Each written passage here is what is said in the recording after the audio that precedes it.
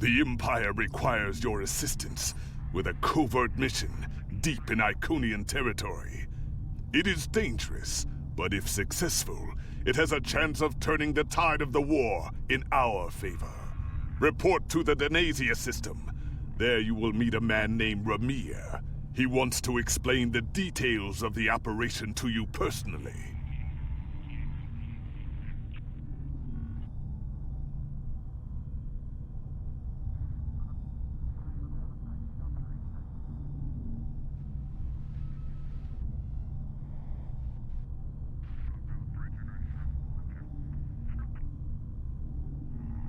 The war continues, and all of our warriors are needed to fight.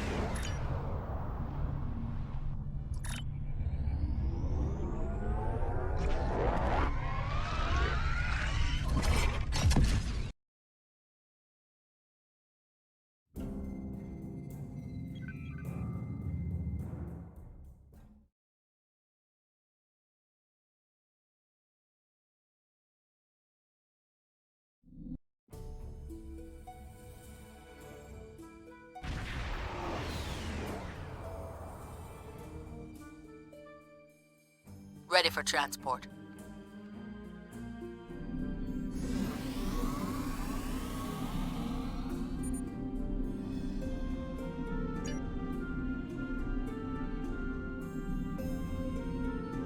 Qapla', and welcome aboard the IKS Hague.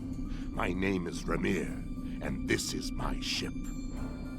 Your reputation for getting the job done precedes you. Alliance Command gave me the authority to pick who would assist us on this mission, and your name was at the top of the list. If you do not know about my team or our missions, then I have been successful. There are many battles fought in shadow. Now, if you don't have any further questions, follow me to the briefing room. I will give you more details about our mission there. House Peg is the code name for a discreet group that serves the Empire. My team are all warriors, but you will not find us screaming battle hymns or leading the charge against an army. Guile and secrecy are our weapons of choice. There is honor to be found, even in dishonesty. If an enemy force can be felled by words or the simple removal of one troublesome individual, the entire Klingon Empire is strengthened by the acts of a few brave men and women. My warriors do not use poison, and we look our targets in the eye before they die. But there is no need to shout when a whisper carries more meaning. The past few years have brought about many changes in our ways, and a warrior who only uses one weapon would be a poor warrior indeed. As the mighty Kalis once said, a well-aimed blade can sometimes achieve more than a fully armed armada. Now let us begin the briefing.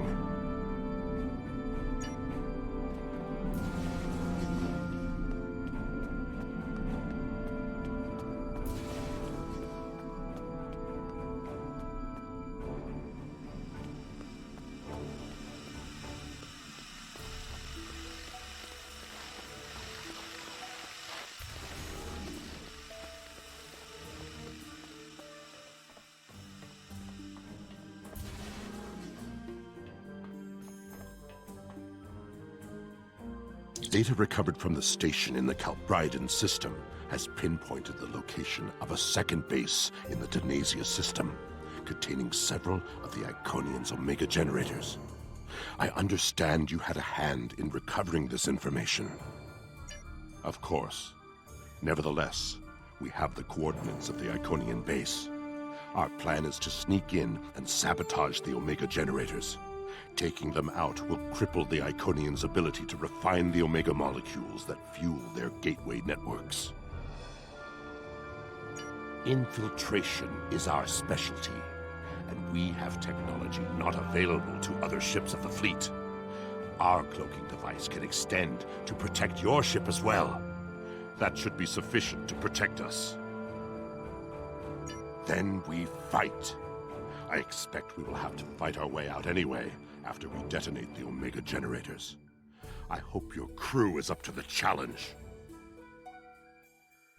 Our scientists put the risk of a catastrophic reaction at less than 7%. That is an acceptable risk. This is our mission. You, of course, have the authority to change our mission parameters. Valerie is right over there. She will also be a part of the away team to help extract any Iconian intelligence we find in the facility. Be careful. Her mate Travana is very protective.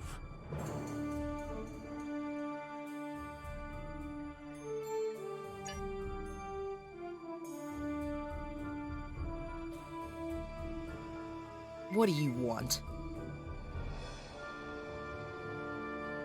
Why? Don't worry, Travana. It's fine. Yes, but the chances are slight. If the charges are properly placed and calibrated, it should not be a problem. Well, the risk comes from non-stabilized Omega particles. They are very unstable. If a chain reaction starts, we will not be able to stop it. If that happens, we'll lose our ship, yours, and anything within a few thousand kilograms at the least. But if that happens, the heralds in the system will be destroyed too. That's something. Right. If we were to stabilize the particles into one or more Omega molecules, the chance of a detonation would be greatly reduced. I will need to run some numbers. We will have to give ourselves more time in the facility, and there is a greater risk of discovery, but it might be the better option. I disagree. Taking the time to stabilize the molecules puts the team in danger. You insult my honor. It is my duty to protect this team. I will not sacrifice Valaire's, our lives, for needless precautions. So be it, Batak.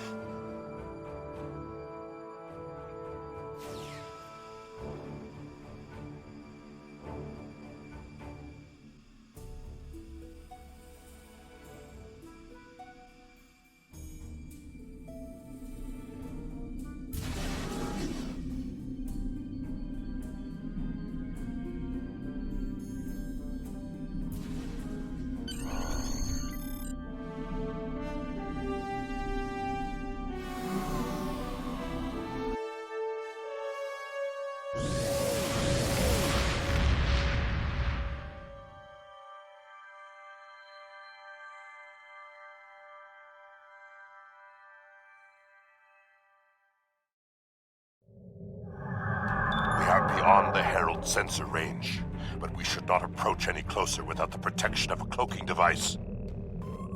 Once we get close to the planet, we will not be able to risk a wide scan, so we will need to perform a series of pinpoint triangulation scans in order to locate the facility housing the Omega generators.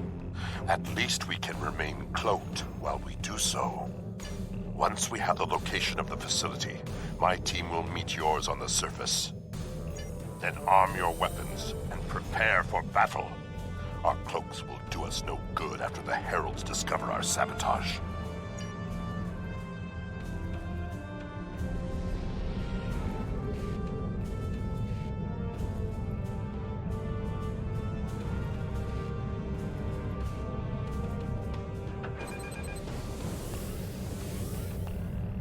Scanning in progress.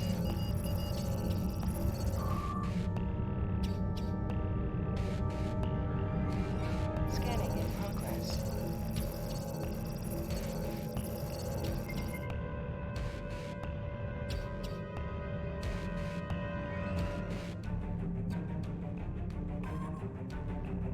In order to expedite the triangulation process, my ship will move away from yours and perform our own scan, once we have reached a distance of 4 kilograms.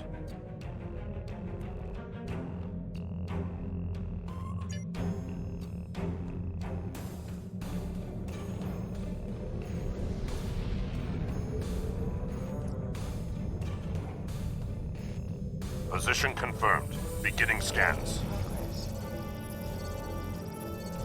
Sensor interference is preventing us from getting a good reading. Move to 16 kilometers.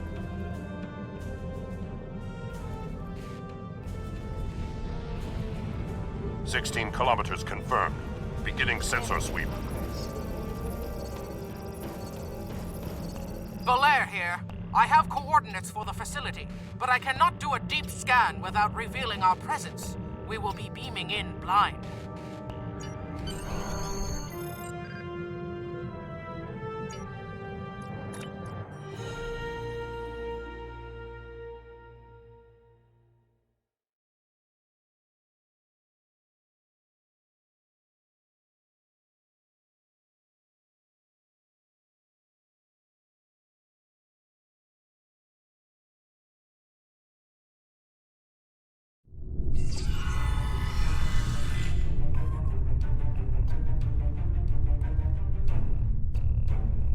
This facility was very well concealed and shielded. Even now, our scans are so limited, we cannot get an accurate readout of the layout.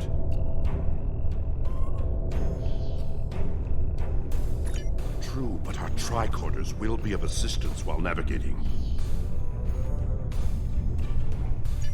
Now that we are on site, there is something you need to know. Only because I had orders which would supersede yours. I am not the leader of House Peg. Now that we have secured the landing area, it is safe for him to join us.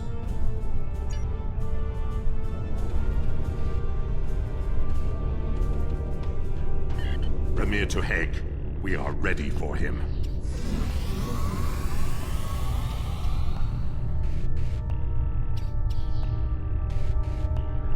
Kapla, you and your team have done well so far.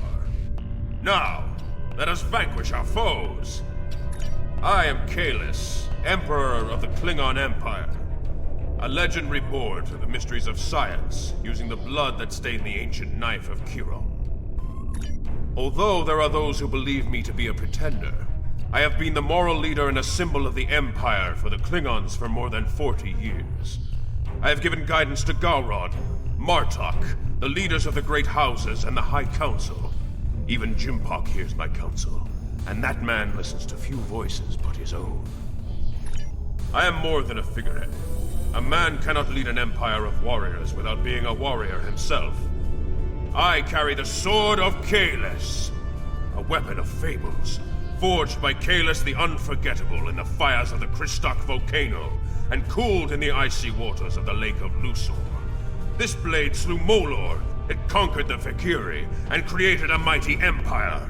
Now I will wield it against the infernal servants of the demons of air and darkness.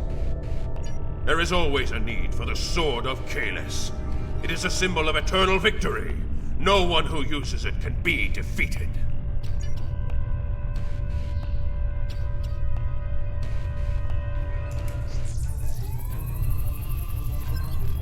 We're right behind you.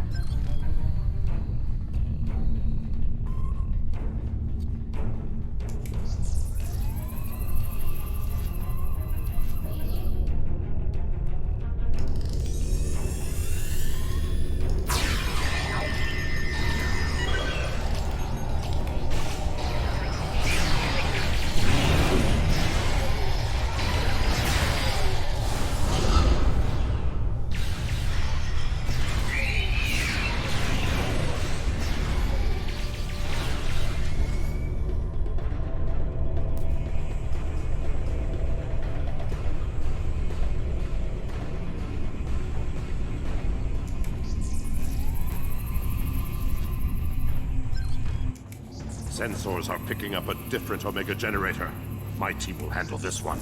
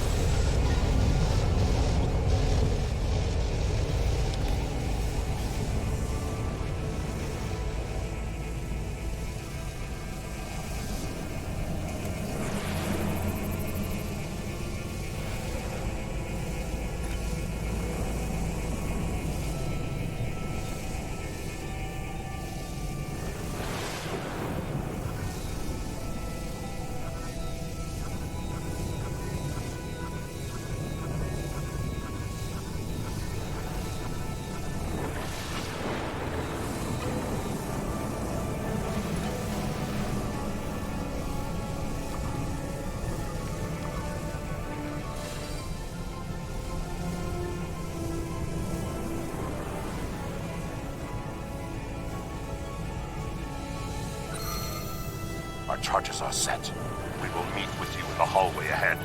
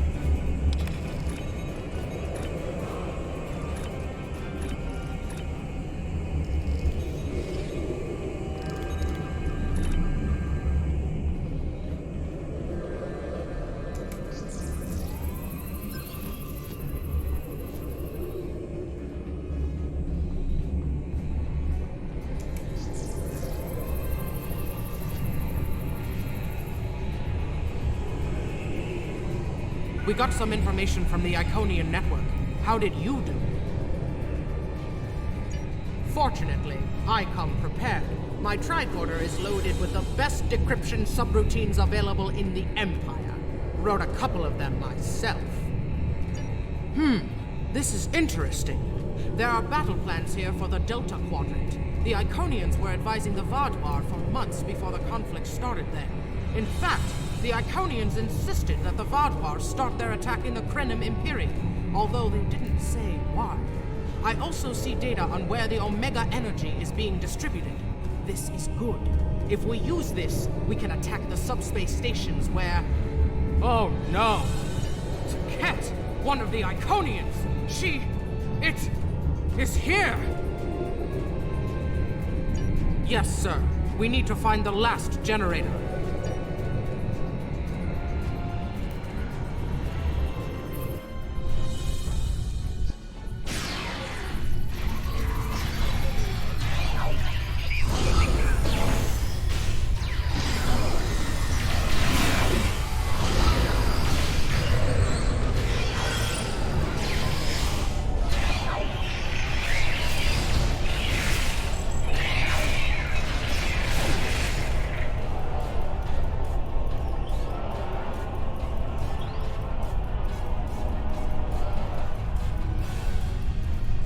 That panel to access a visualization node and locate the last Omega generator.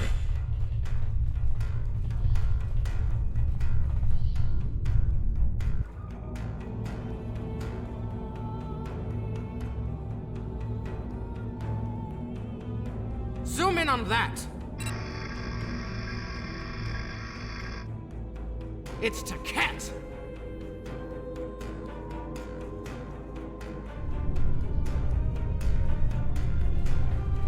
An Iconian! My blood sings for this battle. It will be glorious! Kahless, my Emperor, you are the strongest of Klingons. You wield the sword of Kahless. But there is no one who can face an Iconian in single combat. The war does not go well for us. You all know what we face. Our people need a symbol to inspire them. That is what I was created to be. This battle will be one of legend. Every soldier of the Empire will have this tale on their lips. This is not my day to die. It is my day to kill an Iconian! Who am I to argue with the Emperor? Firing a disruptor at an Iconian is like attacking a starship with a stick. The Sword of Kahless is a remarkable weapon. It might be the only thing that could work. We part ways here. Complete your mission. I will descend to the lower level and challenge the Iconian. We create a legend this day. Remember it. If anyone can kill an Iconian, it is Kahless. Miko Kara Endo Kila Edo Cham Karedo Kila Staparecho Mara Eko Rika Rika Rika Nasopakare Kiroha Rika Rika Rika.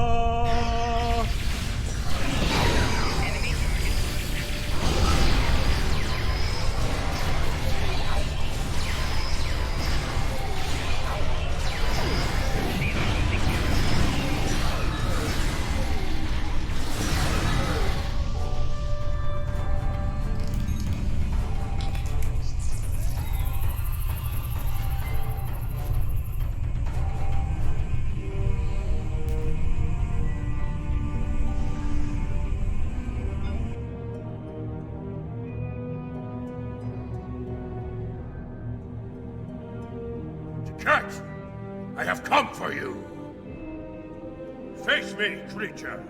I challenge you to honorable combat! Come forth! I am Kahless the Unforgettable.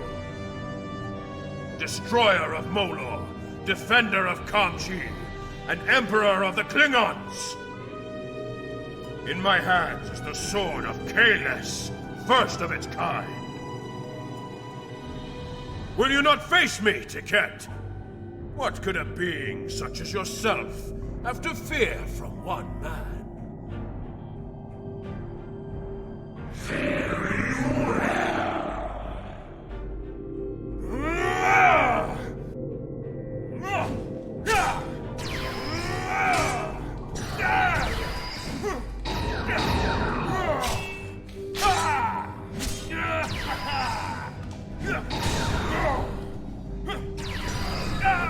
We are in.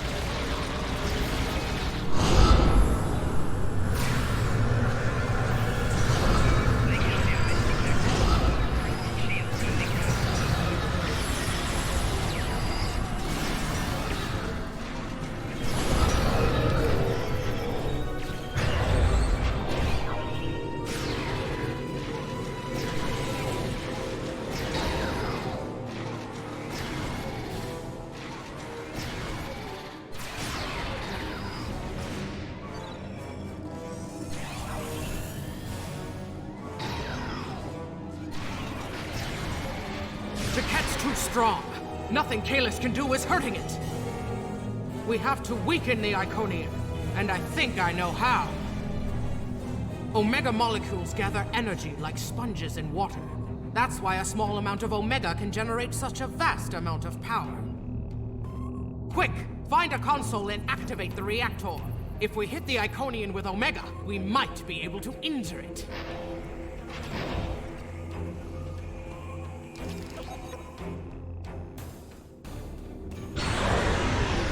Ha!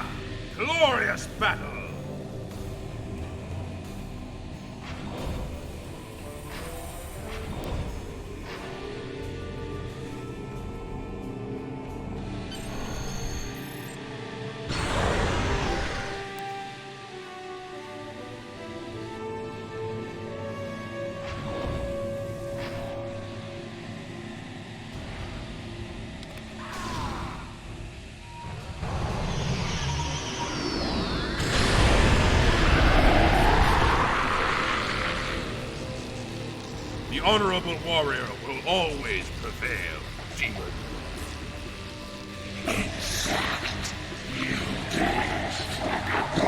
You are no god, Tiket, and your tyranny ends now!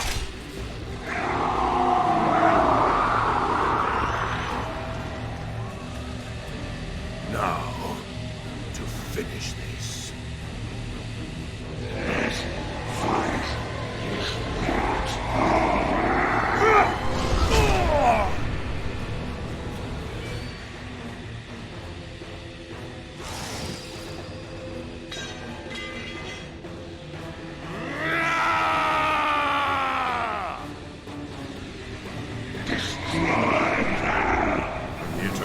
Emergency transport now!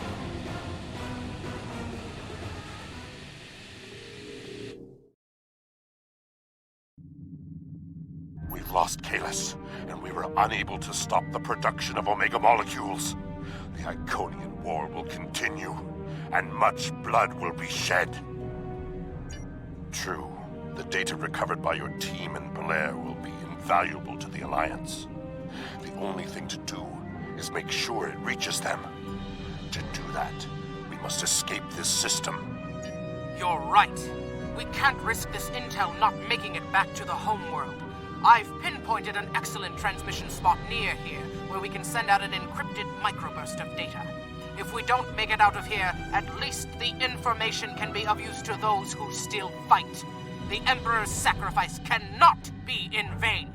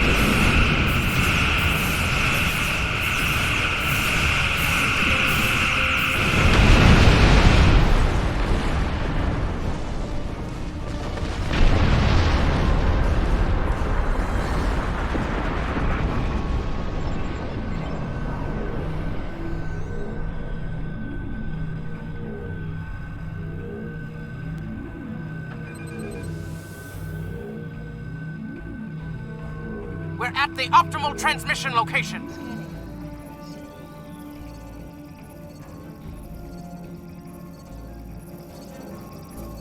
Iconian gateways. It's an ambush!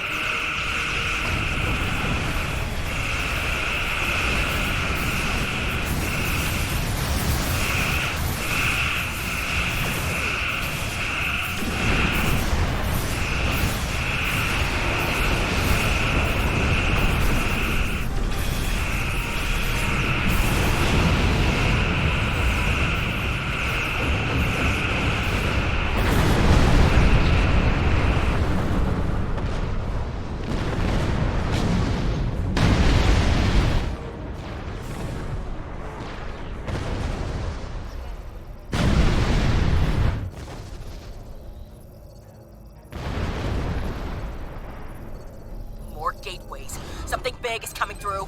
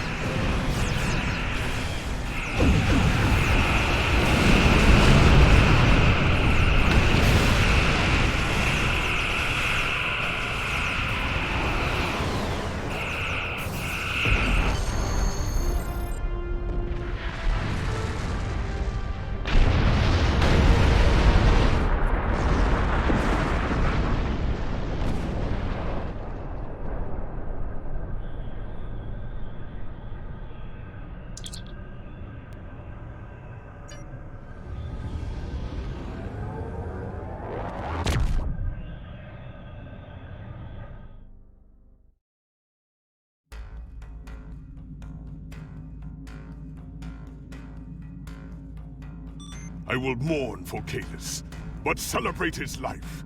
He was a clone, but he found honor in this life. Now I trust he will find Sto to his liking. But before he fell, he showed us the Iconians are mortal. His sacrifice will lead our way to victory. Qapla'! Hail Kalis, Emperor and Conqueror!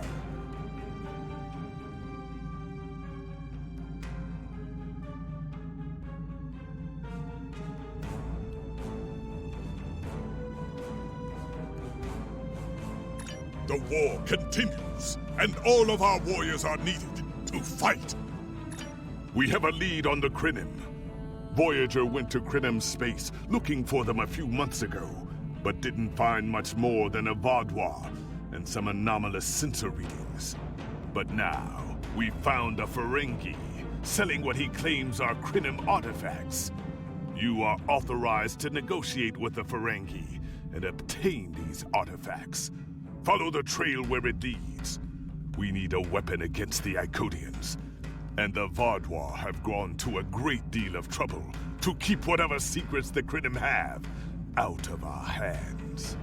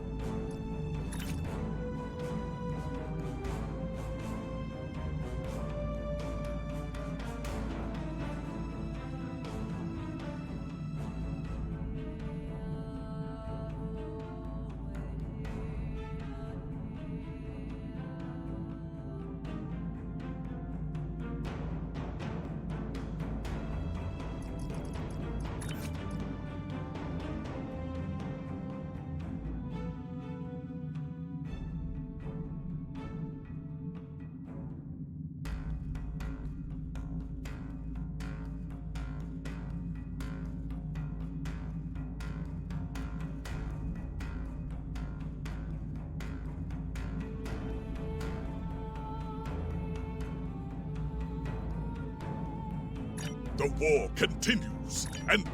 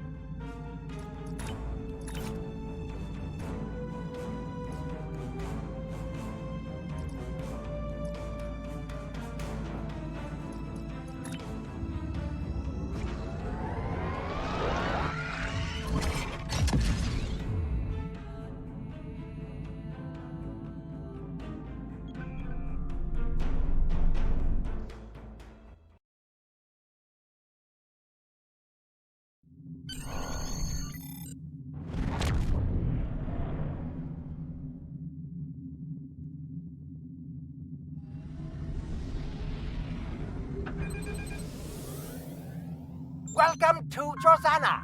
You're cleared for docking. We have everything you need for shore leave, and a few things that you didn't even know you wanted. Shopping, drinking, dining, entertainment. You'll find it all here. And don't forget the 77th rule of acquisition. If you break it, I'll charge you for it.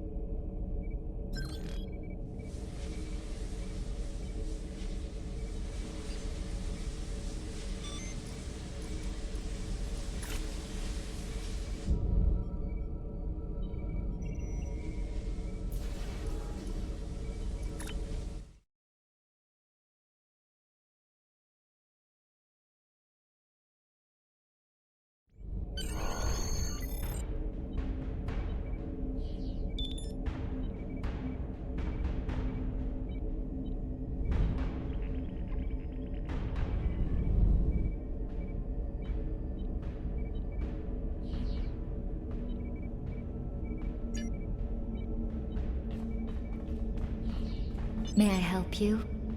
Oh. Wait, you must be...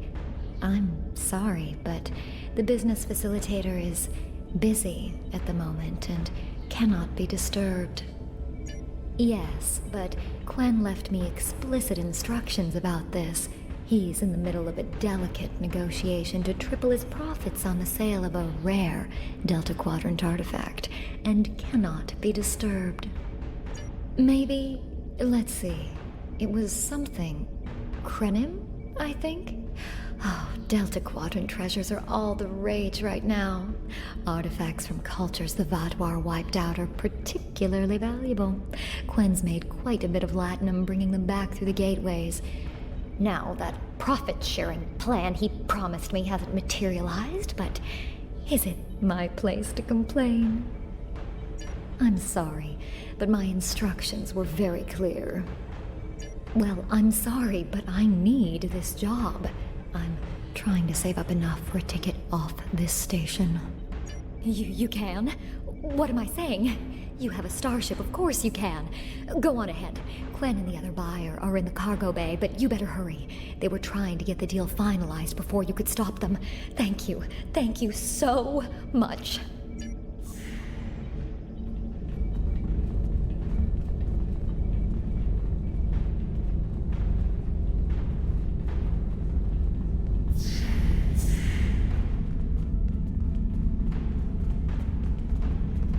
Not so fast! The gentleman with the rather imposing associates over there has just made a very competitive offer for the device. Care to make a counterbid? You said there weren't any other buyers, Quinn. Now what do I see? Starfleet stooges here to cause trouble. Guards, get these riffraff out of here so I can conclude my deal in peace.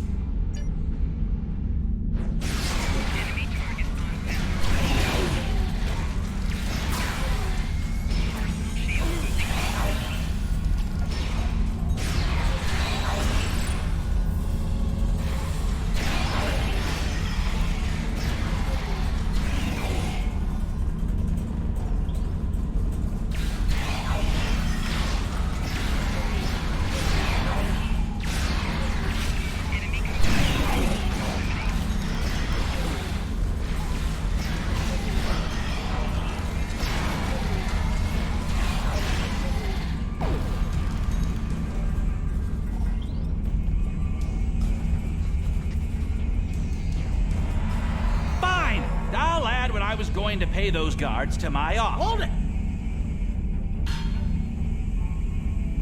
I am Nog, son of Grand Nagus Ron. And I am a Ferengi. And when you deal with these people, you deal with me. You have a choice. Either deal with me, or I ask my father to have a word with the Liquidators about your poor business practices. Well, I'm sure we could come to an understanding. That's what I thought. Now, kiss the staff. Get out! Not you, Quinn.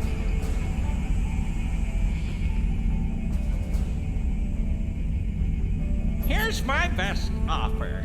How about we agree on a price, and you get your Delta Quadrant doodad, and I leave. Everyone's happy. No? Fine.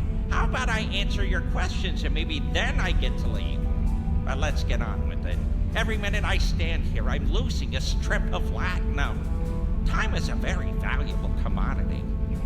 The device is Krenim in origin. Specifically, it's from the Krenim Imperium. Constructed sometime in the mid-22nd century, if I had to take a guess. Strange piece of technology. I haven't seen anything else like it. Highly advanced, and it has hallmarks of Krenim work, but it's, odd. Definitely odd. The Vatwar, that's what! At one point, the Krenim Imperium held more than 200 star systems in the Delta Quadrant. They lost some of that territory in the Capital Wars, but overall they were doing well. Not the biggest business in the Quadrant, but not the smallest either. When the Vatwar started their war, gold took a special interest in the Krenim. Bombed it back to the Stone Age, and then some. As far as anyone knows, the Krenim are basically extinct these days. I picked it up from a Talaxian who wanted to trade for supplies. He told me he got it from the Kayana system. That was it. There used to be a Krenim colony there, but it's gone now, just like the rest of their empire. The Talaxian wasn't very clear on that. He just said, gone. If I'd asked any more questions, he might have increased his price. As a show of good faith to the son of the Nagus, I'm willing to tell you for free. But don't let this get around. It would ruin my reputation as a businessman. The device emits some unusual energy readings. The shielding may have malfunctioned, or maybe it's not fully operational anymore. I'm not sure. But that's why I'm selling it as an antique. As is, and no refunds. Do I look like a member of the Vulcan Science Academy to you? I don't know. It's yours now. You paid for it. You figure it out. I hope it doesn't blow up your ship. Now, may I go so we can put all this unpleasantness behind us? I want to drown my sorrows in a comet cocktail and think about all the profit I didn't earn today.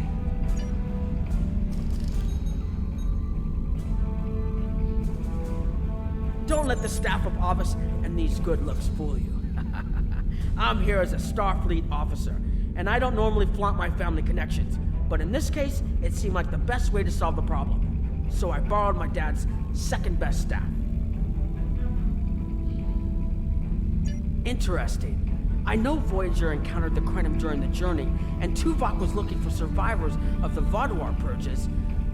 For now, though, perhaps we should concentrate on learning what we can from this device. Quinn left without taking down his security, but fortunately I know how to get around it. This isn't a very sophisticated system. It's hardly worth the latinum we paid for it. If we overload the EPS conduits, we'll create a cascade failure in the system that the control protocols won't be able to handle. That should drop the force field. It's true, my father is Grand Nagus wrong.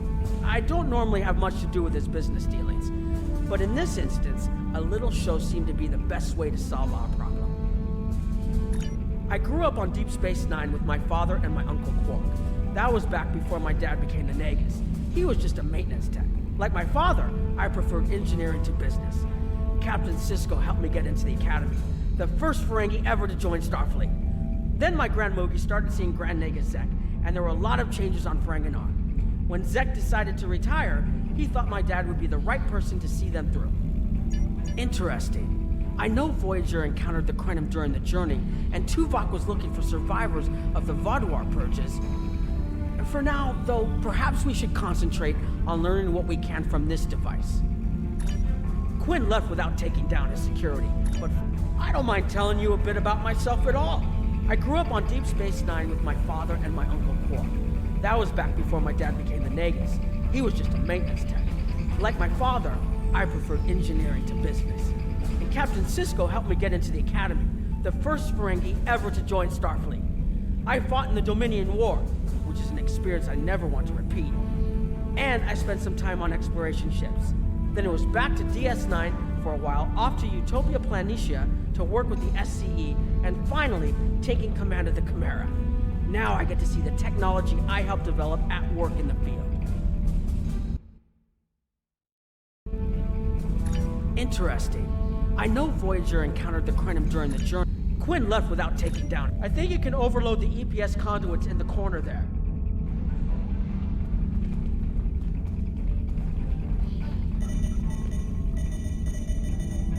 Now that the power flow is disrupted, we can override the administrative access requirement. The controls are, yes, over here by the artifact.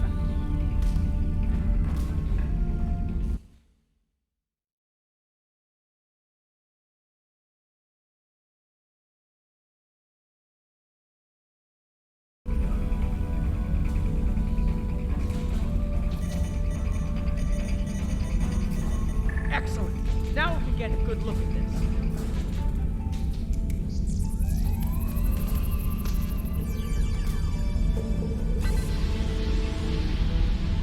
forms aren't like anything I've seen before. Think I'm getting something. This is definitely Krenim in origin. And Quinn was right on the age. I'm also seeing some repeating elements in the base code, almost like a signature. And that strange energy Quinn was talking about is actually chronotons. A lot of chronotons. And chronotons mean temporal manipulation. I'll take the device back to my ship, the Chimera, and have a look while we're on the way to the Kiana system. From what I understand, Voyager sent an away team to the Kiana system a few weeks ago, but they encountered some resistance and were forced to pull back before they can find what they were looking for. But now that we have this, maybe we'll be able to find what remains of the Krenim, if there's anything left to find.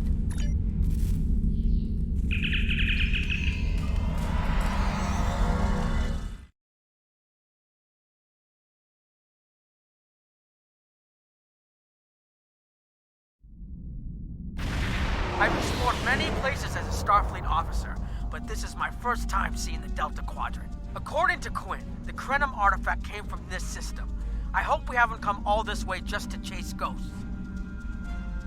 I've had a chance to look at the Krenim device, although I'm not sure how to activate it yet. It's definitely designed for temporal manipulation, although I don't think it would enable someone to travel through time. It's almost like a step sideways, if that makes any sense at all. I'll keep working on it and let you know if I learn anything more. Voyager's preliminary scans of the system turned up a number of anomalies, but nothing conclusive. According to Krenim records, though, there's supposed to be an M-class planet in this system. We're not reading anything like that on the sensors. Could be. Let's check that wreckage out first. It might give us a better idea of what happened out here. And we should be on the lookout for Vaadwaur.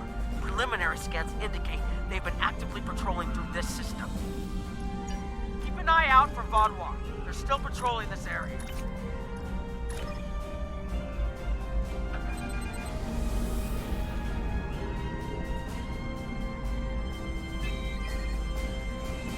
If I had to place a bet, I'd say that wreckage is where this artifact was found. Heads up! Vaadwaur on an intercept course.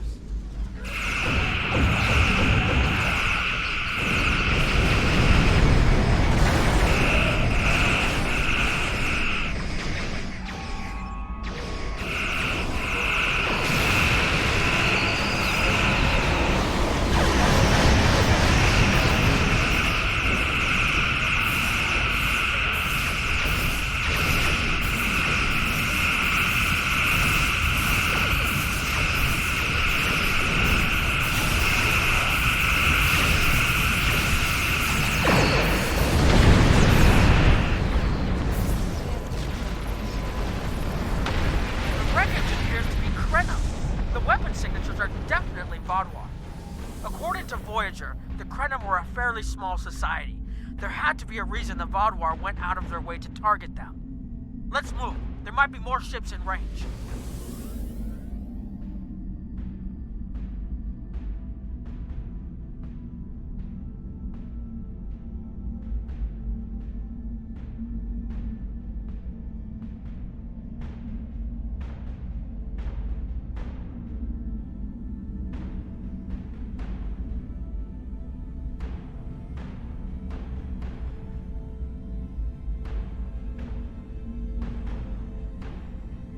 There are more Vaadwaur on an intercept course, but we may be able to avoid them. I suggest we use the mineral content of the asteroids I've marked to conceal our energy signatures.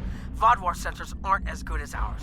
Most of their technological advantage appears to be directed toward making better weapons. So it should work, as long as we don't attract their attention before we get out of their path.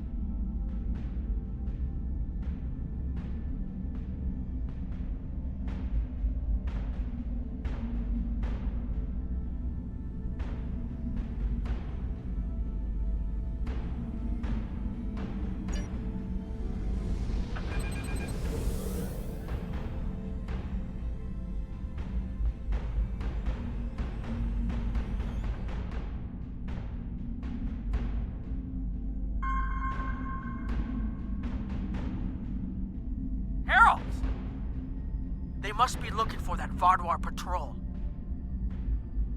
I don't think those heralds detected us. Let's hope they don't come back this way.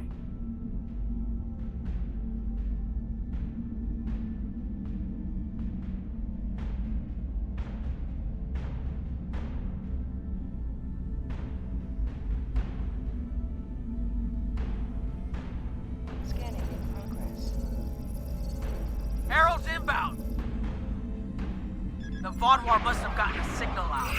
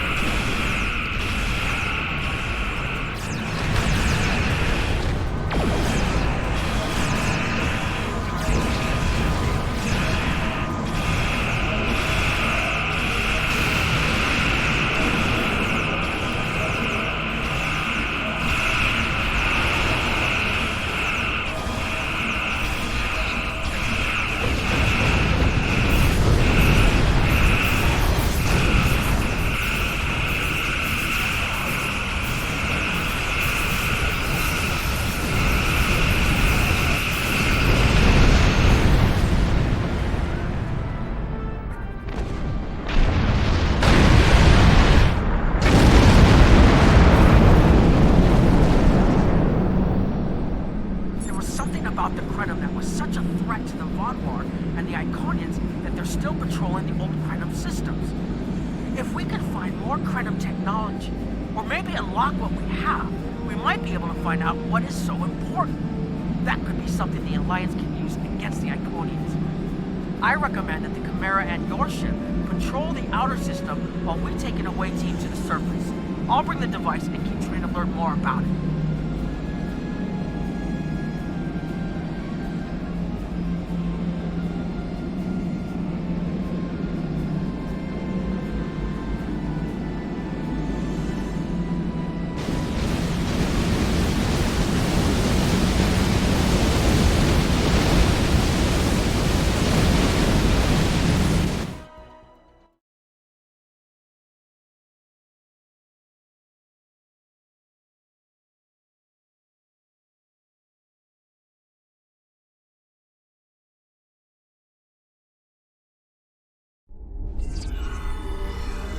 This doesn't make sense.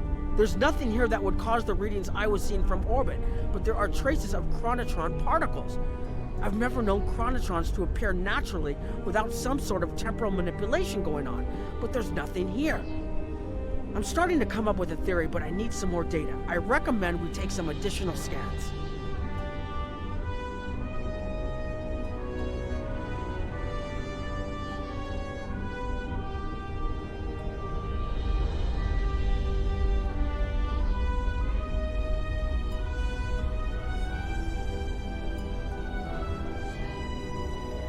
Exactly, but we need to be quick.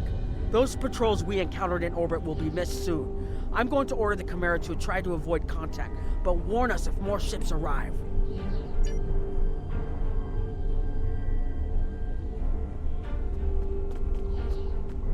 These tall spires are charged with temporal energy.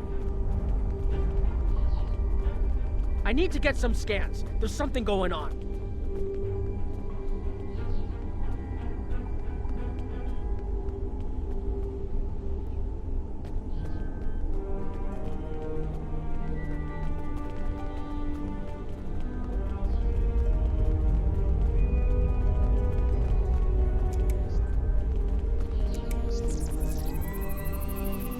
Curious.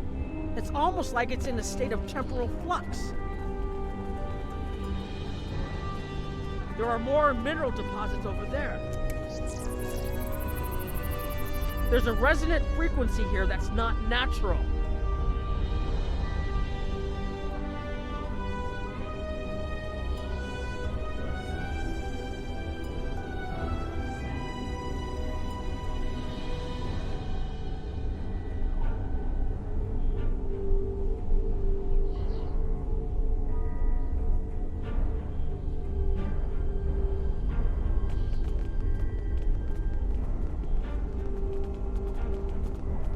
I'm reading another anomaly ahead.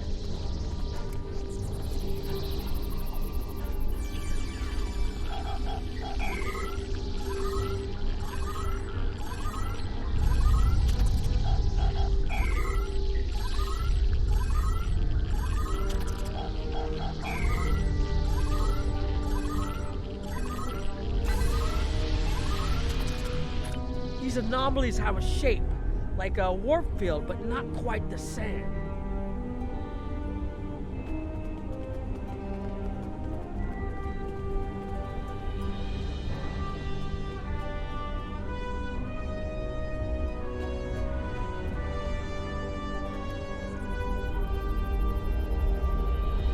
The only other place I've seen sensor readings like this was in the wormhole.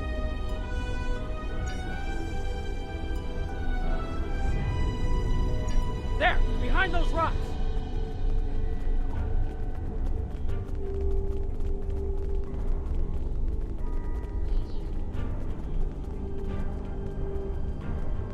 Hurry, they'll be here any moment. This area looks defensible. I have an idea. We need to use the device. I've been trying to activate it, and I've almost got it. Keep them busy. If I can get it working, I should be able to conceal us.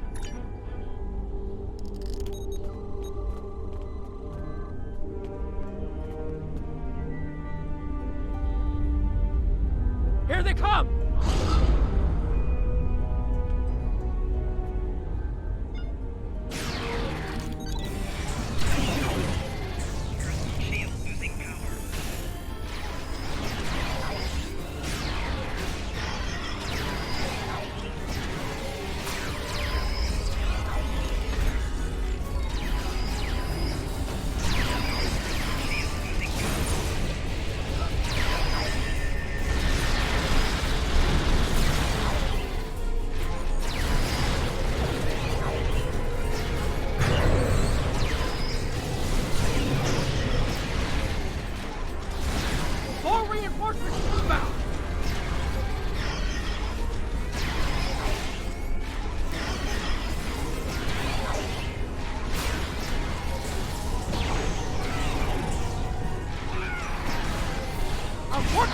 As I can.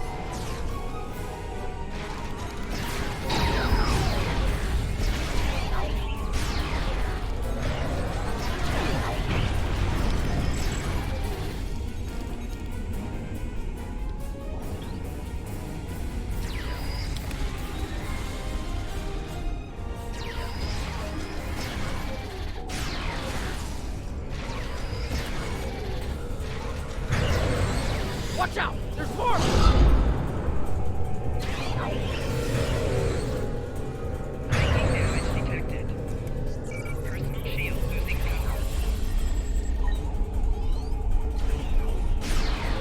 I need more time to align these frequencies.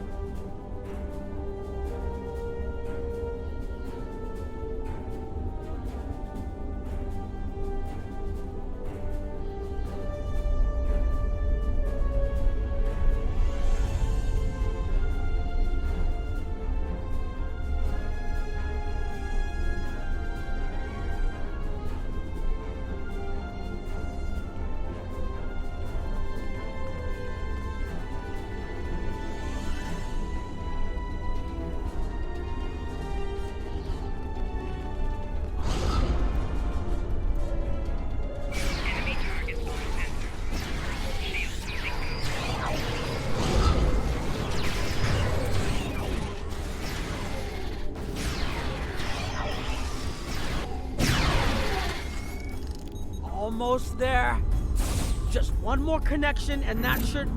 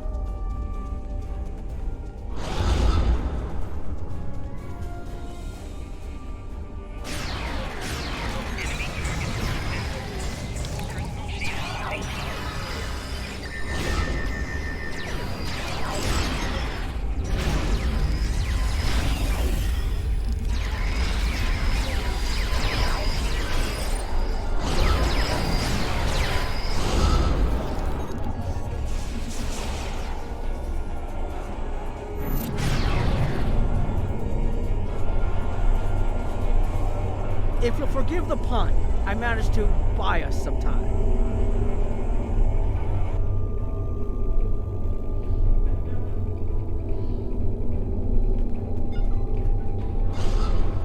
It's taken me some time to convince the Krenim to help us, but they finally agreed. Remember how I said the device could remove someone from the time stream? It did. That's where we are now, in the temporal bubbles. And how we perceive time in here is a little different than outside. That's why the Heralds can't see us. We're out of their timelines. Out of all timelines, in fact. While we're here, it's almost like we don't exist.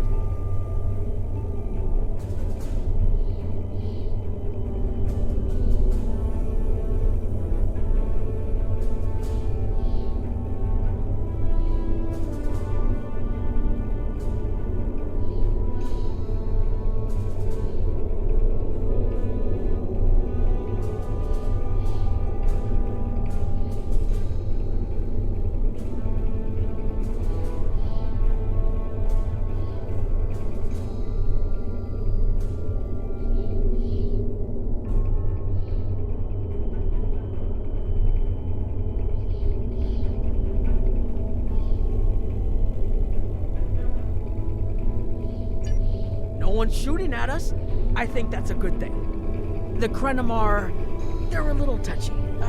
Almost being driven to extinction by the Vaadwaur has made them suspicious. But they're willing to talk to us if we help them stabilize the temporal energy. I suggest we help. I wouldn't want to be in here if the fields collapse. I've had some time to observe you and Captain Nog, and your actions make it clear that you are no friend of the Vaadwaur or the Heralds. This does not, however, assure me that you will be allies to my people. The Krenim have lost much. Our empire is gone, and our people have been killed or scattered. We are what remains, and I will do whatever I must to protect this system, even if it means leaving you to face the Heralds alone.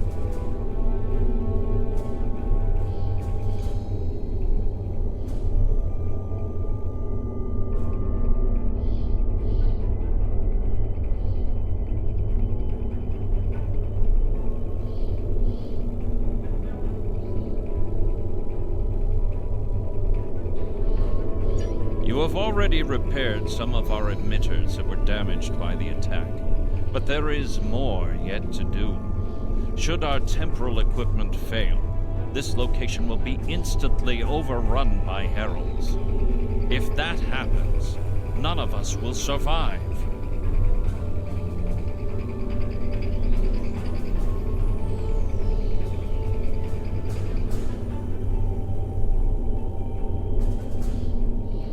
Our time stream is approximately half a second off real time. We found that's all that's needed to conceal our presence from our enemies. We can observe what happens in real time, as well as the possibilities that come from alteration of the timeline. Perhaps if we'd made different decisions, we would be able to confront the Vaadwaur as directly as you do. Alas, they overwhelmed our defenses too quickly, and we lost our fleets and most of our worlds. Now I fear that altering this present would come at too great a price. The scientist who developed this technology did so to try and correct a terrible tragedy that befell our people.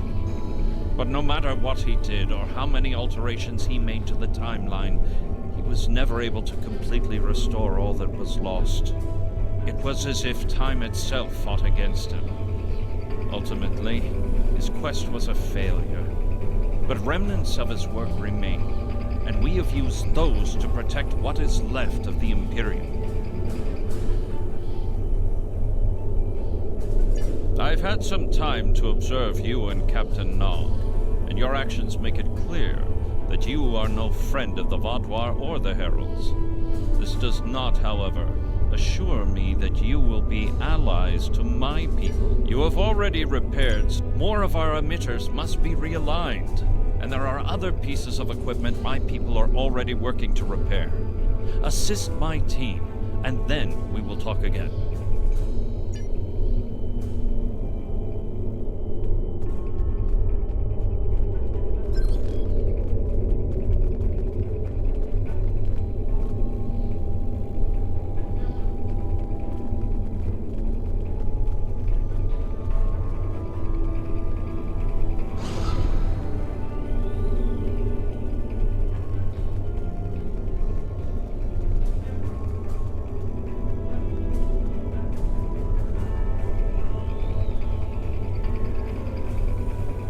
Hold this.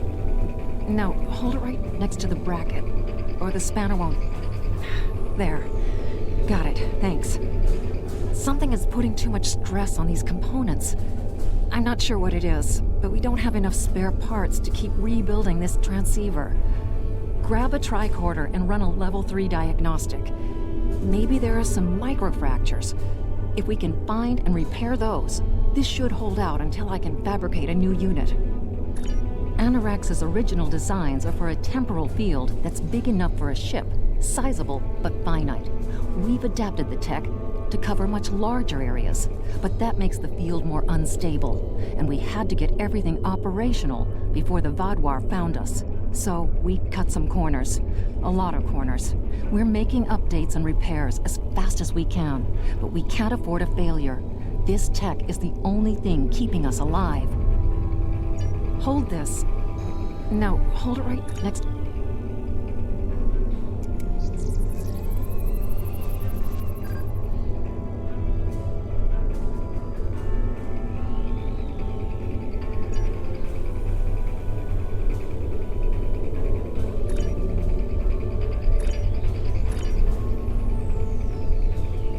You need to scan for microfractures. We need to know what to repair.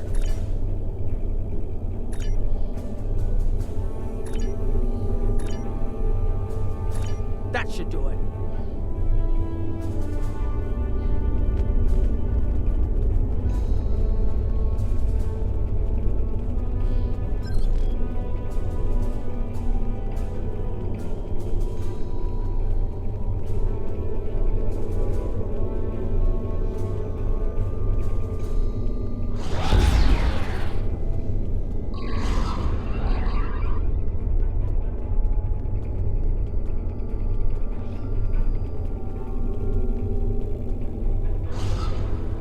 Your fight overloaded some of the power couplings we used to moderate the temporal flow. If we had a contained space like the technology was originally designed for, this wouldn't be a problem. But we keep pushing the boundaries of what these flow modulators will do. I'm rerouting the power to take stress off the damaged couplings. But first, we need to get this capacitor aligned and ready for the transfer.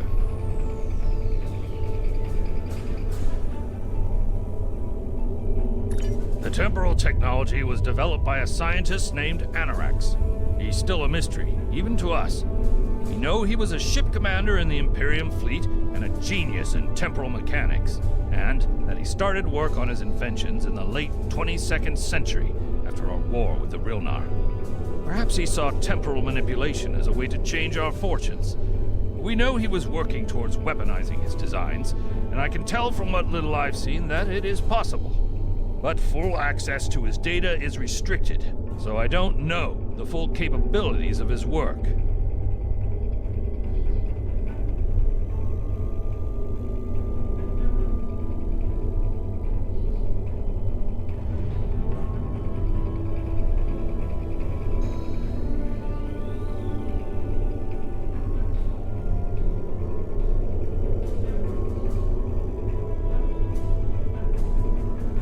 Your fight overloaded some of the...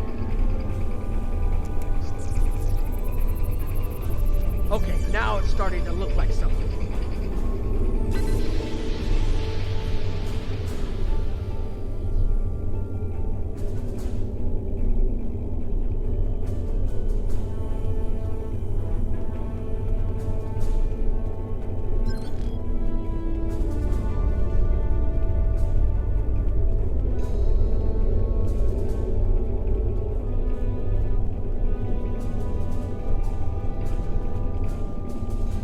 Temporal compensators are out of alignment.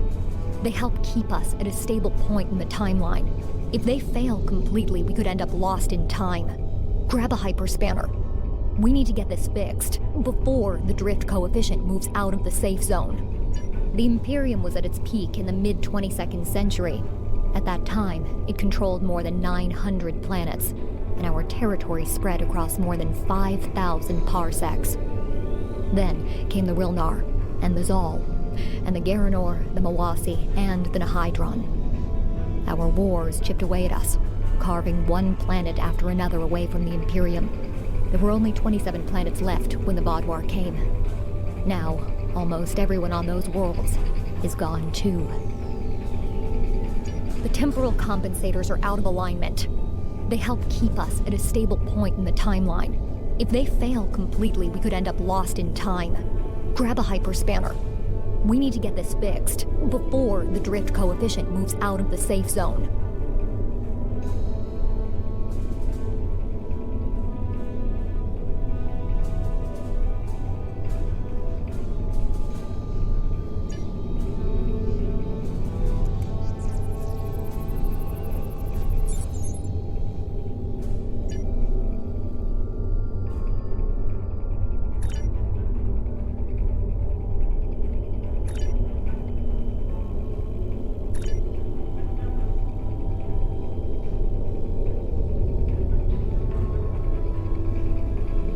You should realign the matrix.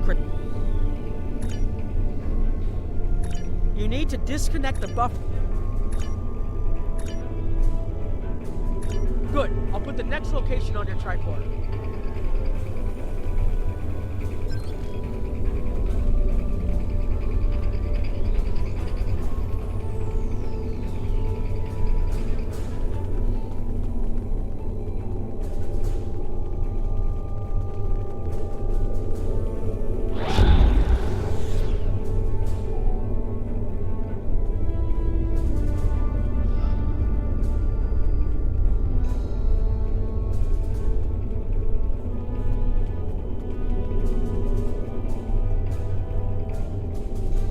You've shown you're willing to help. Now perhaps we can come to a mutually beneficial arrangement.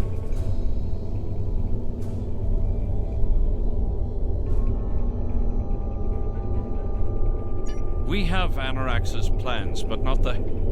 Interesting. The Heralds are opening a gateway. The repairs should be enough.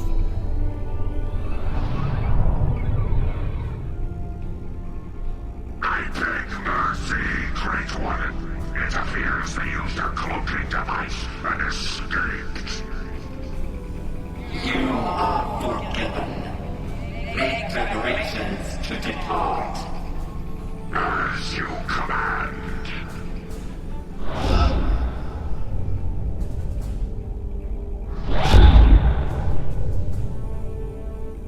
An interesting development. These sentients have proven to be resourceful. Already they have thwarted our plan to bring in the Solanae fleet.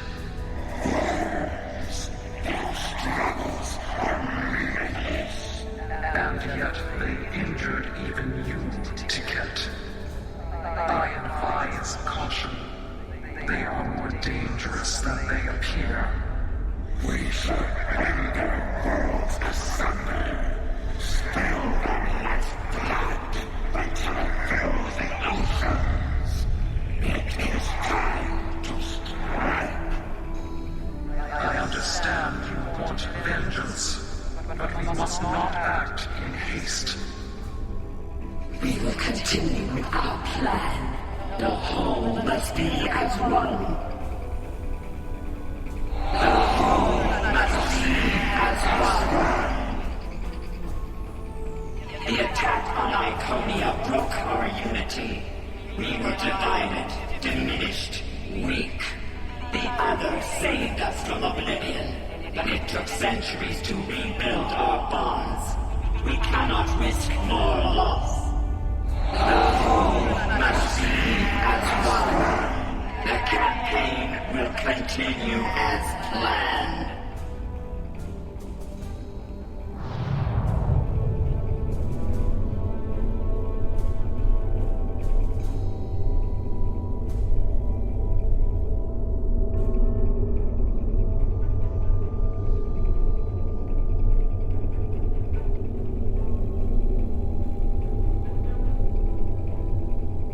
Couldn't see us? There were Iconians right in front of us and nothing. They had no idea we were here. We were completely safe.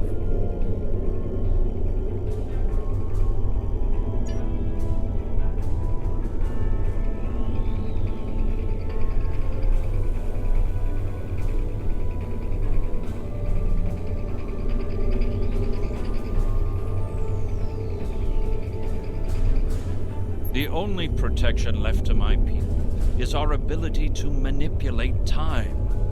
But it is something we must do with great care.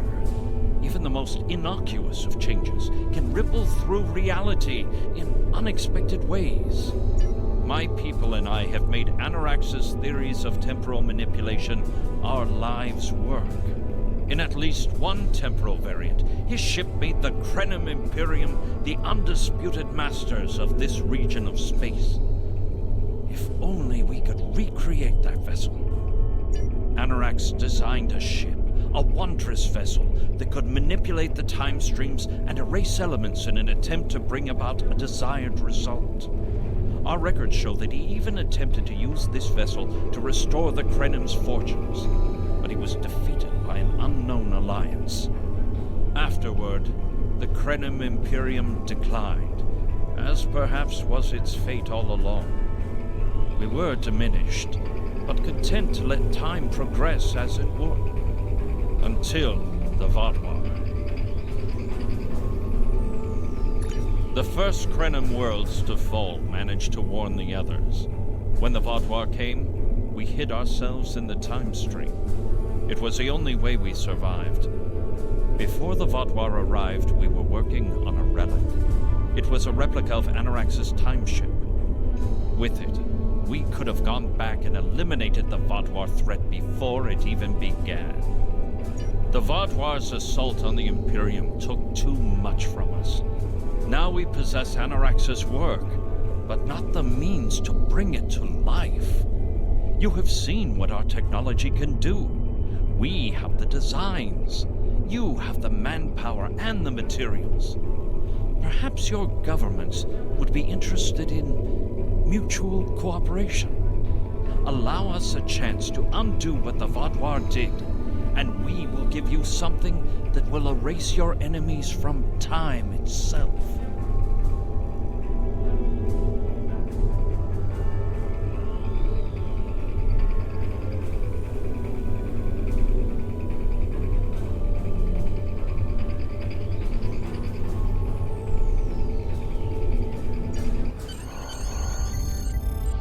There's more here than what you've seen. You've hidden the entire planet? Yes, we removed ourselves from the time stream to stay alive. With your help, we can change everything. You hid an entire planet, but you can't build this time ship on your own? We have the plans. Our resources are almost gone. We have shipyards, workers, and all the materials you could need. Precisely. We revealed ourselves to you as a gesture of good faith. What will you do in return? The Iconians and the Heralds are gone. It's safe to resync with our time and contact our ships. But this is huge. A whole Krenim colony that survived the Vatwa? One that has temporal technology that even the Iconians can't counter? A weaponized time ship that can erase entire civilizations like they never existed? This could change the entire war. We could have a chance now.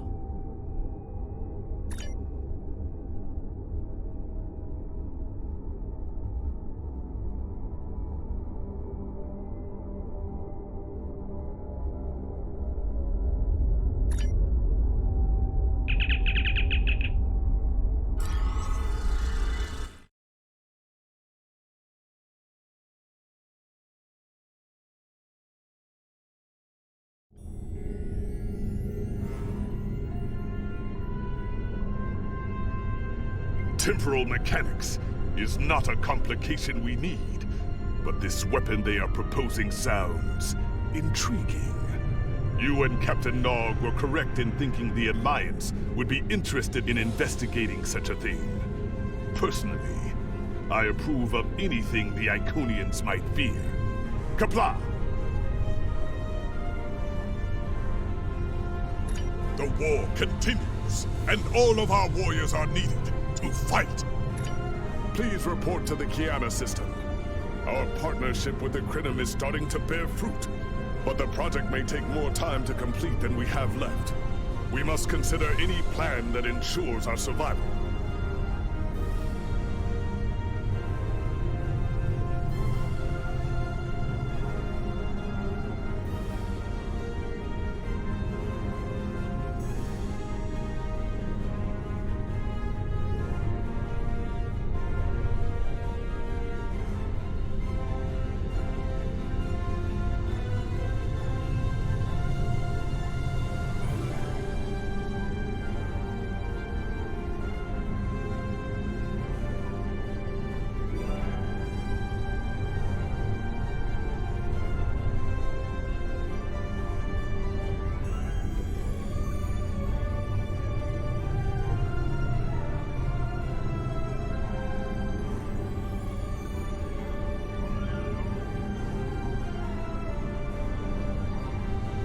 The war continues.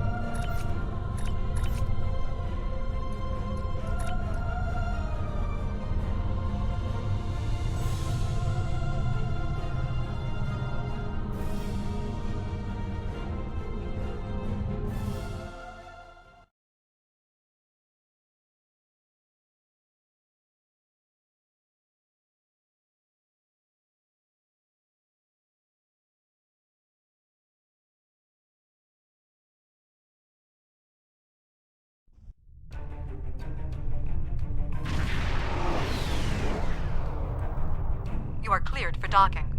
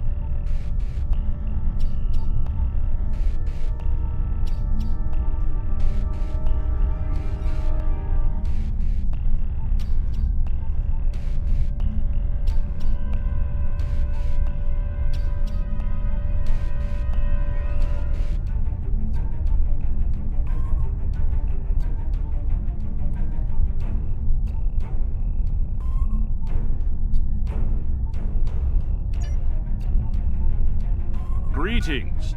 On behalf of Captain Korion and Alliance Command, I am pleased to welcome you to our research station. The Captain is completing his preparations. In the meantime, I will give you a tour of the facility, where we are building a weapon that will end the Iconian threat once and for all. Follow me. Our researchers can explain how the weapon works and answer any questions you may have.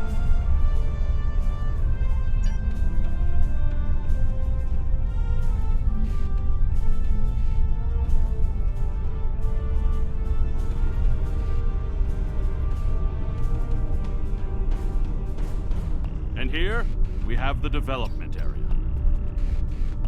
How much do you know about the Krenim, 7 of 9? The Borg have extensive records on the Krenim. They were a species of great interest to the Collective. I'm not sure I like the idea of the Borg studying us like a bug in a petri dish. I'm not sure I like the idea of the Borg studying anyone. And what about the Iconians? The Collective spent a great deal of resources pursuing Iconian technology. They believed the species to be extinct. They were incorrect. So much for the Borg knowing everything. The Iconians' technology is far beyond even the capabilities of the Borg. Fine, but what about shielding the ship that's using the weapon? We haven't solved the paradox problem yet. This is not my first experience with alternate timelines. It would be possible to develop a form of temporal shielding to protect this vessel from alterations in the timeline.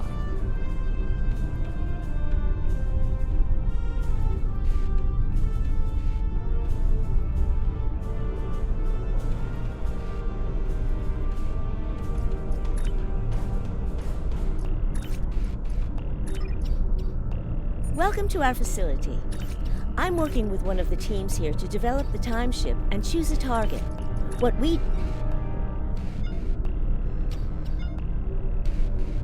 Welcome to our facility. I'm working with one of the teams here to develop the time ship and choose a target. What we do is different from time travel. Anorax's designs are actually for a weapon that can remove elements from the time stream completely, and then time reshapes itself to account for that absence. In some ways, yes. Once the weapon is fired, it can create an entirely new reality. And anyone or anything that isn't temporally shielded will be a part of that reality. That's why we have to proceed slowly. If we're not careful, we could change everything we know and not even know what's happened.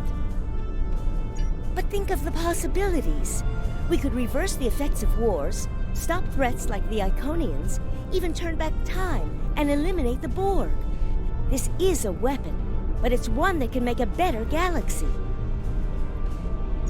Captain Korion's briefing is about to begin. Follow me to the conference room.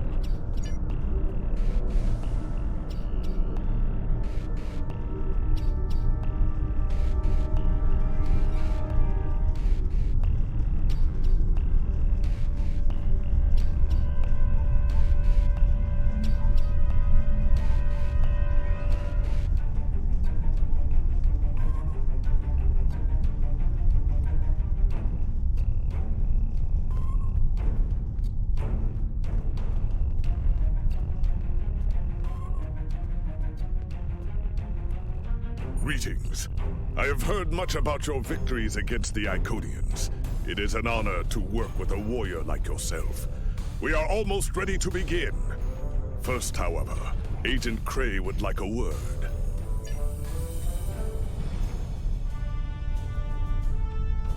Greetings. My name is Philip Cray. I'm the liaison from Temporal Investigations for this project.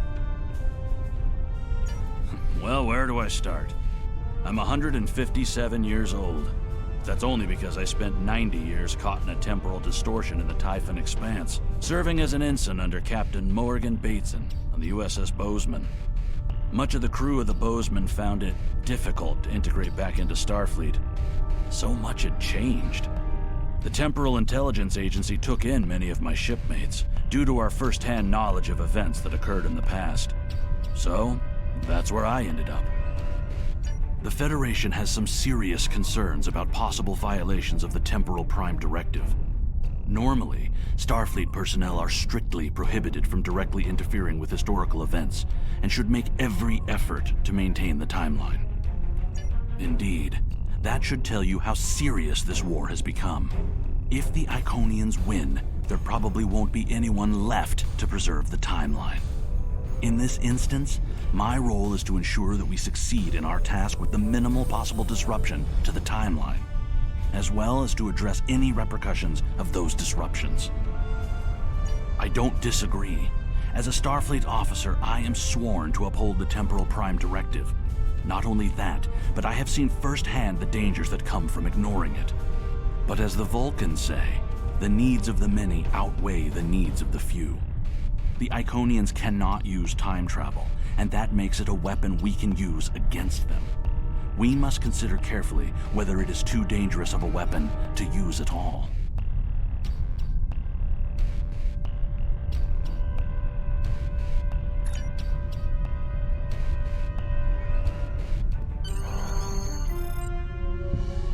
The war is not going as well as we might wish. Our fleet are protecting key worlds, but dozens of other targets have fallen to Herald attacks. Civilian casualties are rising. We need to act. This facility is building a device to turn the tide in our favor. Captain Nog, what is the status of the weapon? We've had some setbacks, Captain. We're still weeks from a working prototype. No amount of temporal manipulation will change that. And have you chosen a target for the temporal incursion? We are still running simulations. We've configured the holodecks to help us evaluate the possible changes that occur after removing an element from the time stream. Some of these scenarios show promise, but none are exactly what you want. Very well. We cannot afford to wait another day. We are losing this war. We need to strike now. A direct engagement is our only option. We will put all our resources into a full attack on the Iconians. Every ship we can muster will be a part of one massive strike against the Herald Sphere. Captain Paris is already moving into position with the Vanguard. Ships here will report to the Herald Sphere as soon as possible. There will be more warriors in Stovokor tonight. But first, we will make the Iconians bleed.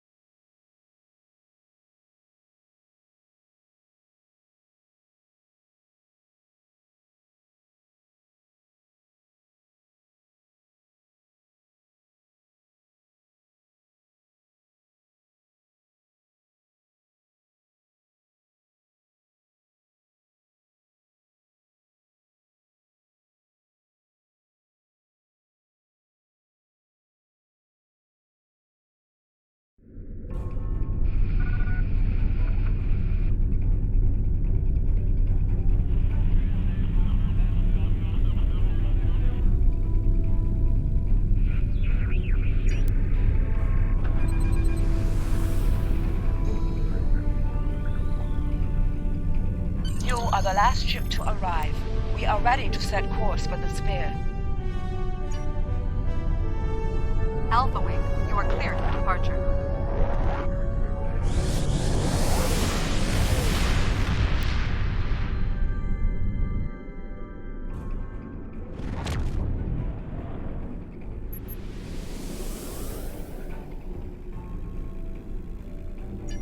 Am I glad to see you? It's just not working.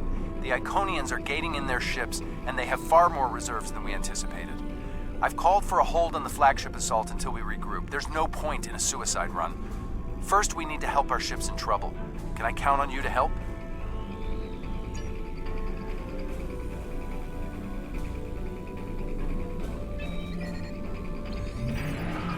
This is Kyla Mex from the USS Keller.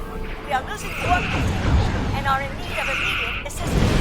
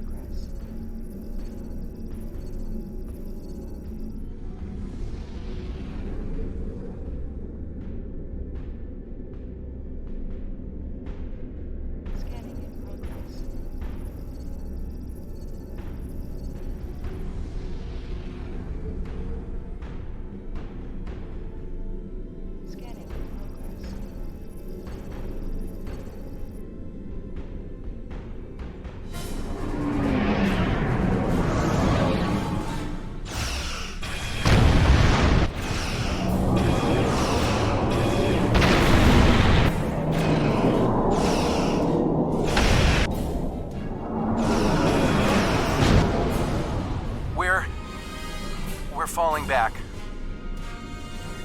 I cannot do that, Captain. A Klingon does not run from battle. Farewell, Captain.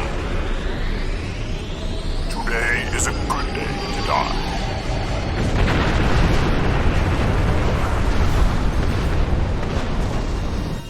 All right, people, we've got one shot at this.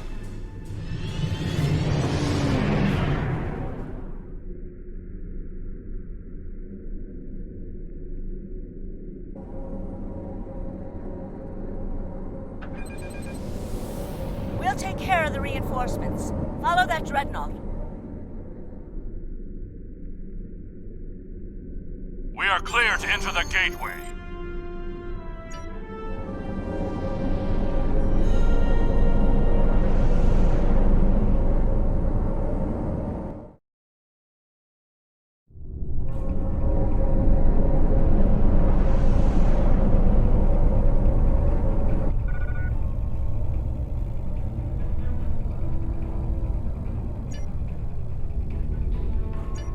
Flagship's shields are down, and it's losing power.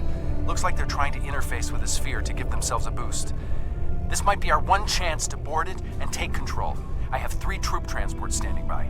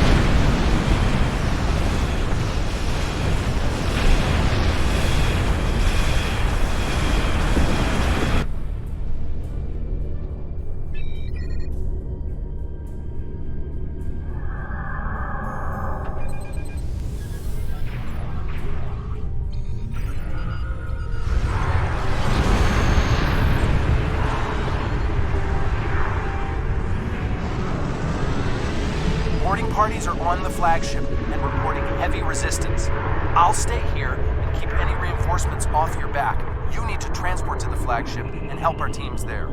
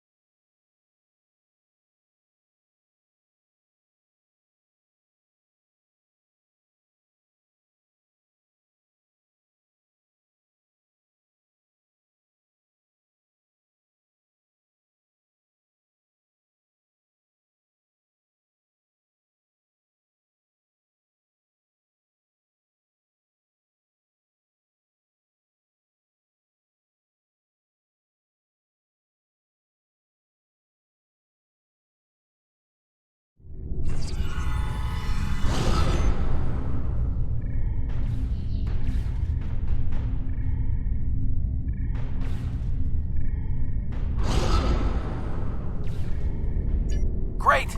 We got through. What's your status? We can't reach any of the other away teams. Acknowledged. Sensors are picking up power fluctuations near your coordinates. The impact with the Quartar must have disrupted their systems. Start disabling anything you can reach. If we do enough damage, maybe that will help us take their ship.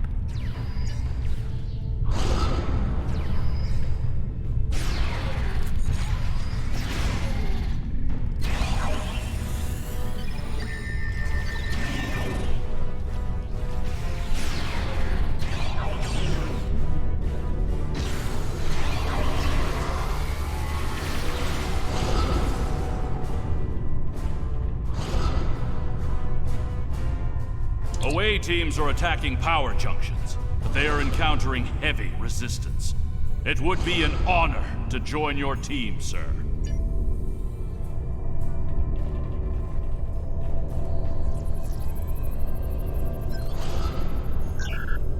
Away teams reporting in, sir. Heavy resistance and heavy casualties. Detecting life signs and weapon discharges dead ahead.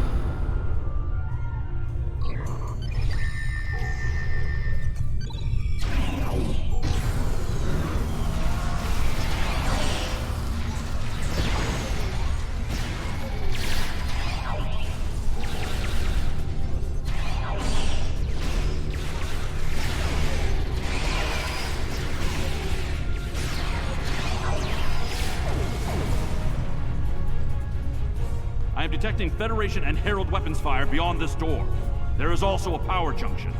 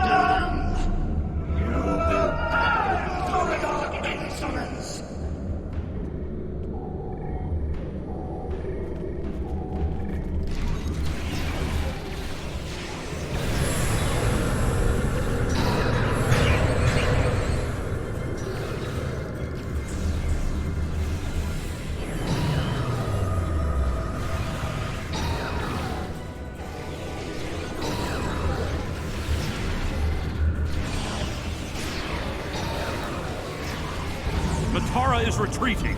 She might be trying to recharge her energy. Whoa, what are you doing over there? The fluctuations are increasing exponentially. Interesting, but it makes sense. The Iconians are energy beings. If Matara can't use the ship's systems, she'll use herself as a battery for the gateways. But that's probably dangerous for her. She's bleeding herself dry with every gateway. Keep at it. If you could drain enough of her energy, she might make herself vulnerable. Herald, reinforcements!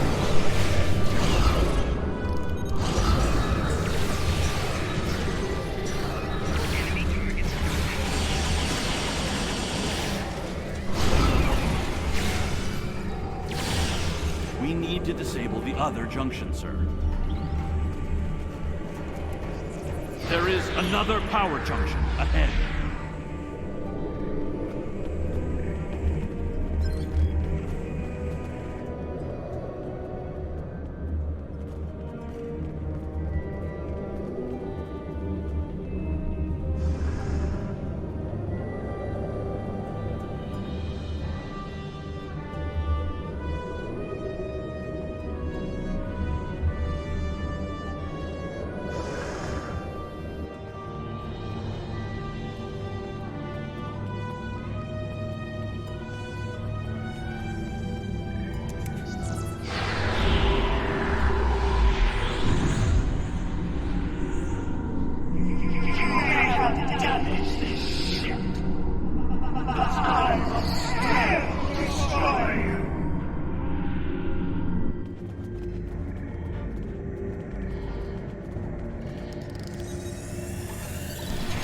The demon is weakening. Keep disabling the power junction. It's working. She's using her own energy to power the gateways.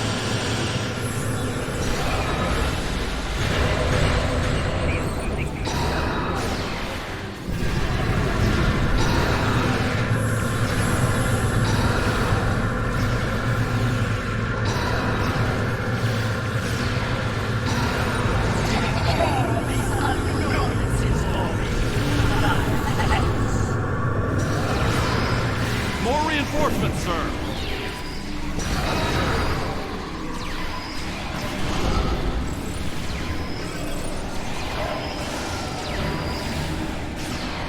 The area is secure. The other interface is just over there. I am detecting a third junction ahead.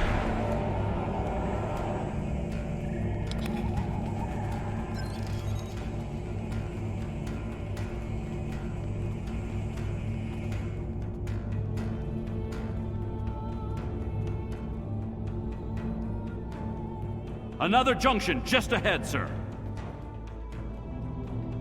If we can keep forcing the creature to use her own power, we can weaken her enough to defeat her.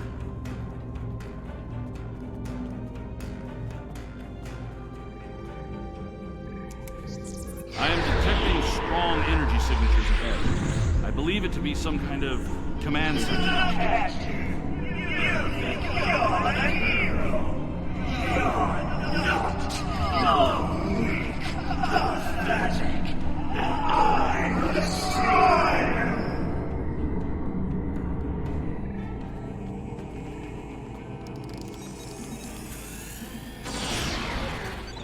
Scans confirm her energy readings are decreasing.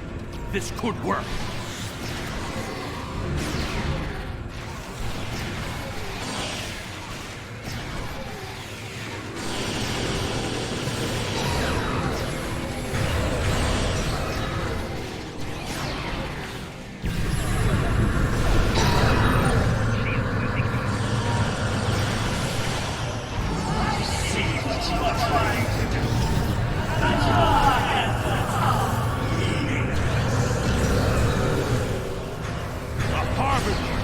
Prepare yourself!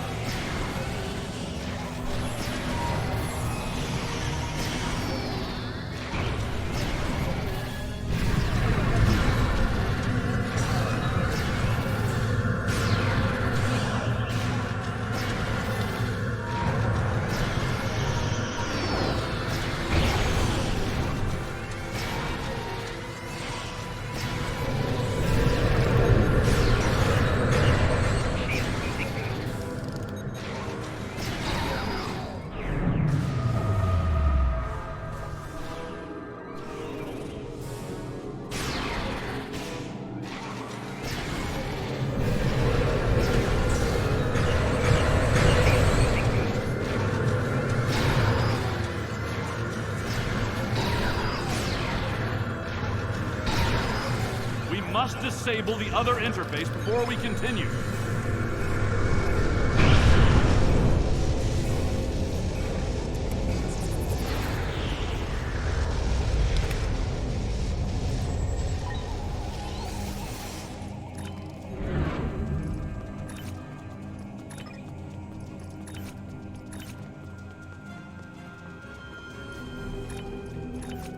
The area ahead contains 4 interface junctions.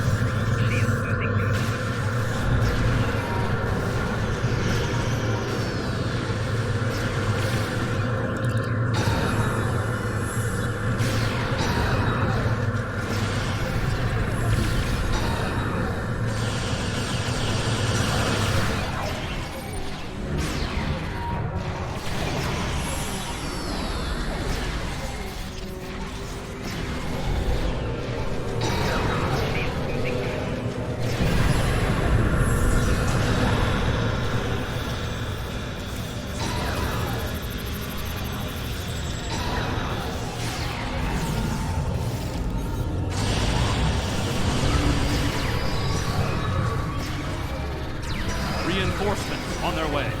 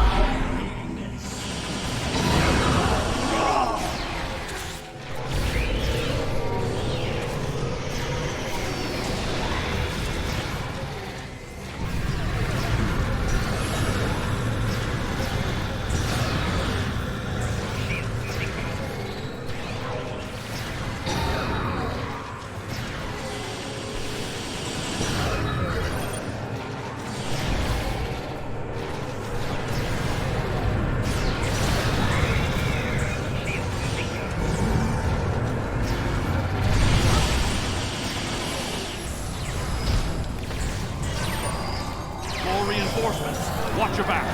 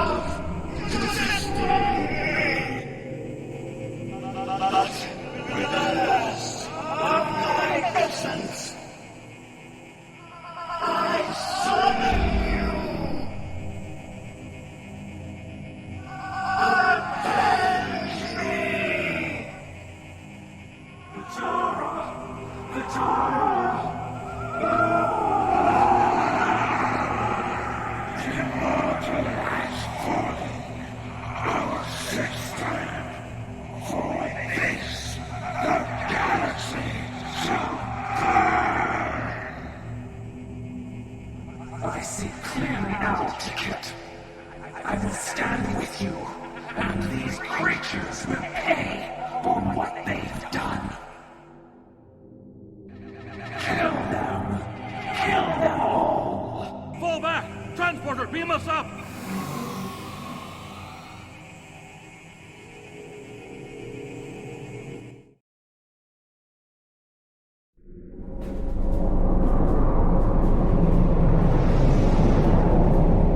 You made it back!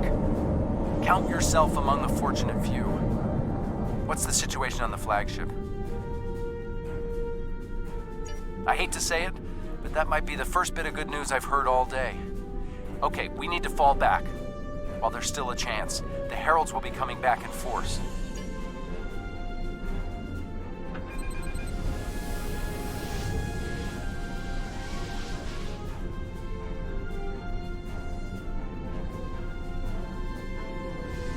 These warriors died well, and they will not be forgotten.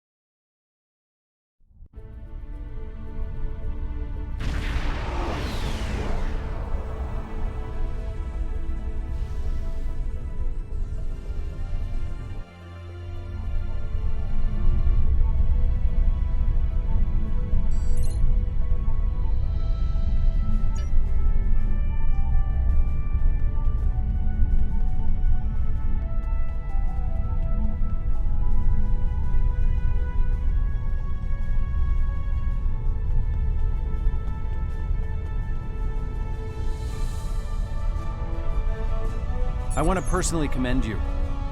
Whatever success we had in this mission was thanks to you. The Iconians have lost their leader. Their unity is broken. That might give us an opening to end this war. The cost, though, all those people, I can't help but feel that I failed them.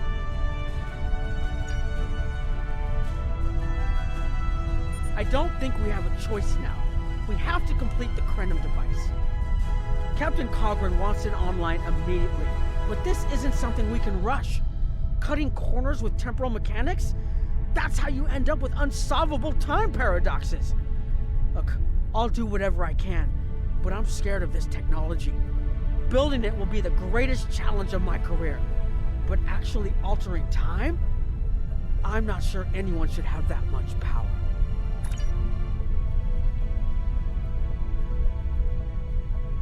Despite the extraordinary efforts of you and many others, our operation was a failure. We're still totaling up the casualties, but the cost was too great. The Heralds still stand. They have lost one Iconian, but if anything, that will only prolong the conflict. Defeating Matara was a combination of the sacrifice of Guroth and many others, your quick thinking and martial prowess, and the Iconians' arrogance. Matara did not believe an Iconian could die. The others will not make the same mistake. Indeed, but that is a small comfort to the warriors who have entered Stovercore this day. Those of us who remain will mourn, and then we survive another day.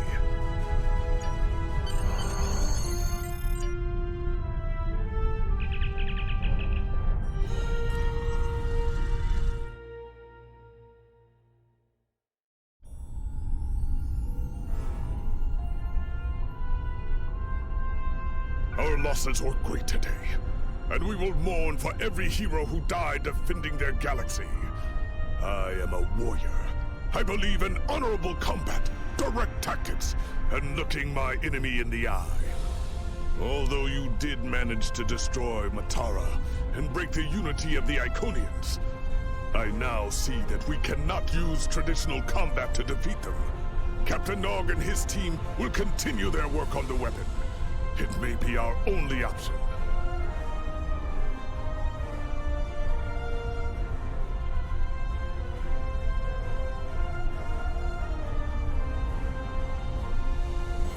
The war continues, and the research teams in the war continues.